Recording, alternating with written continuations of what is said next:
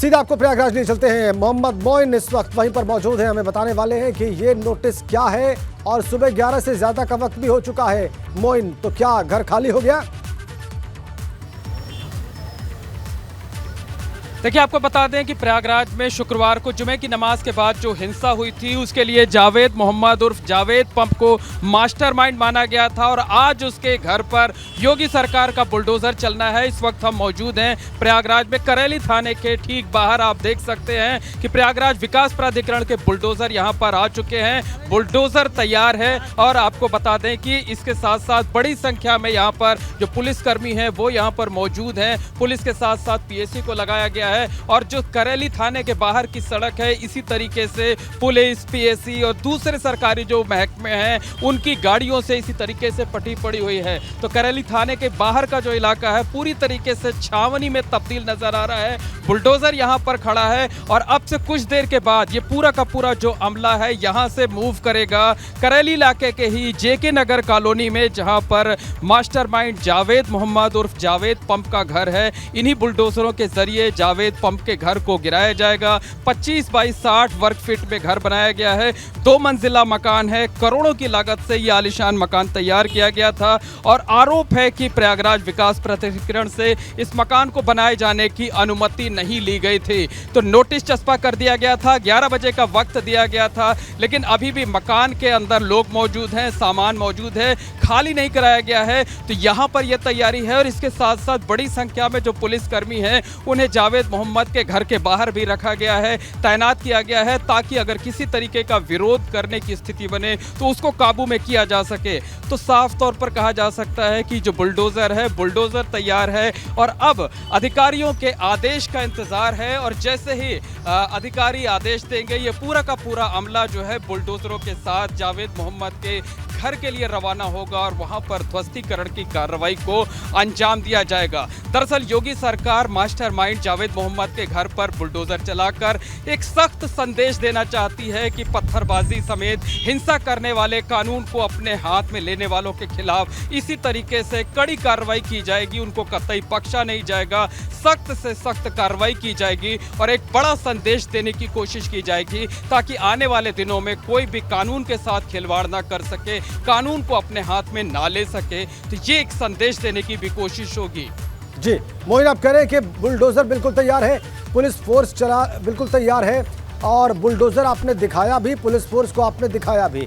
सुबह 11 बजे तक जो नोटिस पर खाली करने की बात लिखी हुई थी उसके पीछे जो आधार था वो भी हमारे दर्शकों को बताएं और अब किस बात का इंतजार कर रही है पुलिस, किस बात के लिए अब प्रतीक्षा की जा रही है और रवानगी में इतना देर क्यों हो रही है? मोइन,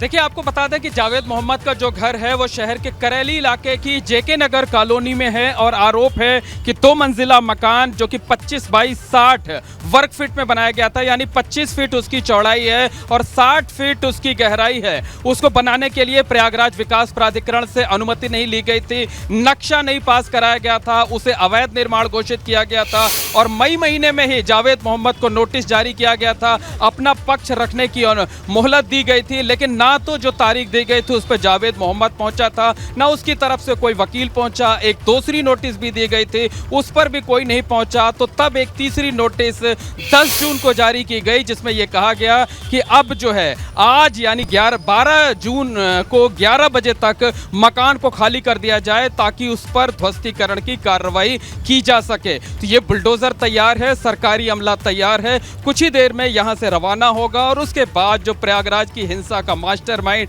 जावेद मोहम्मद उर्फ जावेद पंप है उसके घर पर बुलडोजर से इसी तरह से ध्वस्तीकरण। ये जो करेली थाना का इलाका है जो यहाँ पे कार्यालय है और ये जो बुलडोजर जहाँ पे जिस जगह पर मौजूद है, यहाँ से मोहम्मद जावेद का घर कितनी दूर है और कितना वक्त लग सकता है अगर ये लोग अभी रवाना हो वहां से? तो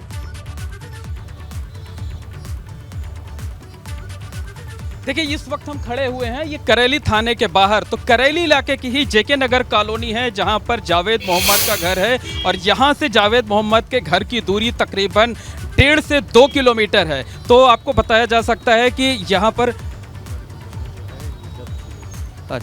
तो आपको बता दें कि ये जो यहाँ से दूरी है वो तकरीबन 2 किलोमीटर की है और 2 किलोमीटर की दूरी तय करने में 10 से 15 मिनट का वक्त लग सकता है। तो ये जो पुलिस की गाड़ियाँ आप देख रहे हैं, पीएसी की गाड़ियाँ आप देख रहे हैं, तो ये कहा जा सकता है कि सरकारी अमला जो है वो तैयार है और जैसे अधिकारी आदेश देंगे तो ये गाड़ियाँ, ये बुलडोज़र यहाँ से रवाना हो जाएगा और 15 मिनट की 10 से 15 मिनट की के बाद जो है वो जावेद मोहम्मद के घर पहुँच जाएगा और उसके बाद मकान को खाली कराया जाएगा। मकान को खाली कराए जाने के बाद ध्वस्तीकरण की जो कार्रवाई है वो शुरू की जाएगी और चूंकि बड़ा मकान है इसलिए उम्मीद ये जताई जा रही है कि पूरे मकान को ध्वस्त करने में 3 से 4 घंटे का वक्त लग सकता है। चूंकि सकरा रास्ता है, एक साथ एक ही दो तरफ से उसका रास्ता है मकान का, तो एक साथ जो है 2 से ज्यादा 25x60 वर्ग फीट में ये मकान बना है, तो उसको ध्वस्त करने के लिए सिर्फ एक ही बुलडोजर का इंतजाम किया गया है मोइन? नहीं, कई बुलडोजर रखे गए हैं। बाकी जो बुलडोजर है वो ठीक पीछे की तरफ हम आपको दिखाना चाहेंगे। वो जो फायर ब्रिगेड की गाड़ी है उसके पीछे भी बुलडोजर खड़े हुए हैं, तो कई बुलडोजर यहाँ पर तैयार किए गए हैं। इसके साथ साथ आपको बता दें कि जिस अटाला इलाके में हिंसा हुई थी वहां पर भी अतिक्रमण की कार्रवाई की जानी है, वहां पर भी बुलडोजर चलना है। वहां भी आरोप यह है कि कई लोग ऐसे थे जो कि हिंसा में शामिल थे, जिन्होंने पत्थर बरसाए थे या साजिशकर्ताओं के तौर पर उनका नाम था। और वहीं पर कुछ बिरयानी की दुकानें भी थी, खाने पीने की दुकानें थी, लस्सी की दुकानें थी, जिन पर आरोप है कि वहां भीड़ जुटती थी और जो भीड़ जुटती थी उस भीड़ ने ही साजिश रची थी और वही भीड़ मूव हुई थी उस जगह के लिए जहां पर हिंसा हुई थी। और उन दुकानों पर, बिरयानी की दुकानों पर बैठे हुए लोग भी हिंसा में शामिल थे। तो जो बिरयानी की दुकानें हैं, जो लस्सी की दुकानें हैं, एक टीम वहां भी जाएगी, एक टीम जावेद मोहम्मद के घर जाएगी, वहां ध्वस्तीकरण की कार्रवाई करेगी और दूसरी टीम उस हिंसाग्रस्त इलाके में जाएगी, अटाला इलाके में जहां हिंसा हुई थी। तो वहां पर जो अतिक्रमण किया गया है, अवैध तरीके से जो दुकानें बनाई गई हैं, कब्जा कर लिया गया है, वहां पर भी बुलडोजर चलना है। तो आज 2 कार्रवाई की जाएगी। पहली कार्रवाई होगी जावेद मोहम्मद के घर पर और जब वो खत्म होगी या वो चलती रहेगी तो एक दूसरी टीम जो है वो जाएगी उस हिंसाग्रस्त अटाला इलाके में जहां पर अतिक्रमण किया गया है, वहां अवैध निर्माणों को बुलडोजरों के जरिए तोड़ा जाएगा। जी मोइन, आपने बताया कि कुछ और भी बुलडोजर वहां पर खड़े हैं और हम देख पा रहे हैं वज्रवाहन भी मूव कर रहा है, पुलिस दल भी हल्का हल्का हलचल दिखाई दे रही है। मतलब ये कि अब वहां से कभी भी रवानगी हो सकती है और जावेद मोहम्मद के घर पर जो ध्वस्तीकरण की कार्रवाई है वो अब कभी भी शुरू हो सकती है। मोइन, ये बताएं कि 11 बजे सुबह तक का मकान को खाली करने का ये नोटिस चस्पा किया गया था, तो क्या कोई इनपुट आपके पास है या पुलिस कुछ बताने को तैयार है कि वो मकान खाली हुआ कि नहीं हुआ? क्योंकि अगर वो मकान खाली नहीं हुआ है और उस घर के भीतर जावेद मोहम्मद के परिवार के लोग या मौजूद हों तो ये ध्वस्तीकरण की कार्रवाई मुश्किल भी हो सकती है इसमें और कोई नया रूप भी वहां पर सामने आ सकता है।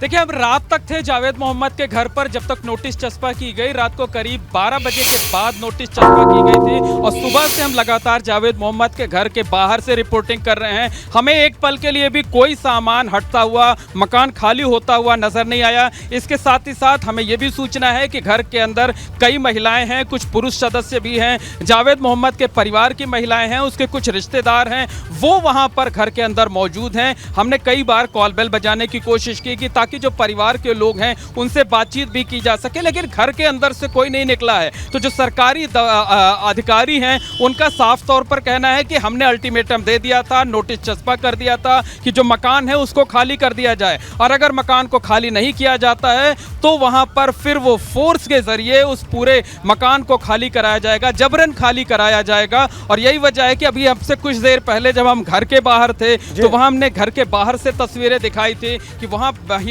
महिला पुलिसकर्मियों की तैनाती कर दी गई है, पुरुष पुलिसकर्मियों की तैनाती कर दी गई है। यानी जिस तरीके का माहौल, जिस तरीके की पुलिस फोर्स, गाड़ियां आपको यहां करेली थाने के बाहर दिख रही हैं, उसी तरीके की तैयारियां जावेद मोहम्मद के घर के बाहर भी की गई हैं। अगर परिवार के लोग बाहर नहीं निकलते हैं तो पुलिस की मदद से पहले उनको बाहर निकाला जाएगा, मकान को खाली कराया जाएगा, फिर उस पर योगी सरकार का बुलडोजर चलेगा, पूरे मकान को ध्वस्त किया जाएगा। चूंकि पूरा मकान इलीगल तरीके से बनाया गया है, अवैध निर्माण है उसे बनाने के लिए अनुमति नहीं ली गई थी। तो पूरा का पूरा मकान गिराया जाएगा और एक संदेश दिया जाएगा, ताकि एक दूर तक संदेश जा सके कि अगर किसी ने भी कानून को अपने हाथ में लेने की कोशिश की, खिलवाड़ करने की कोशिश की, तो उसका अंजाम इसी तरीके से होगा, ये संदेश दिया जाएगा।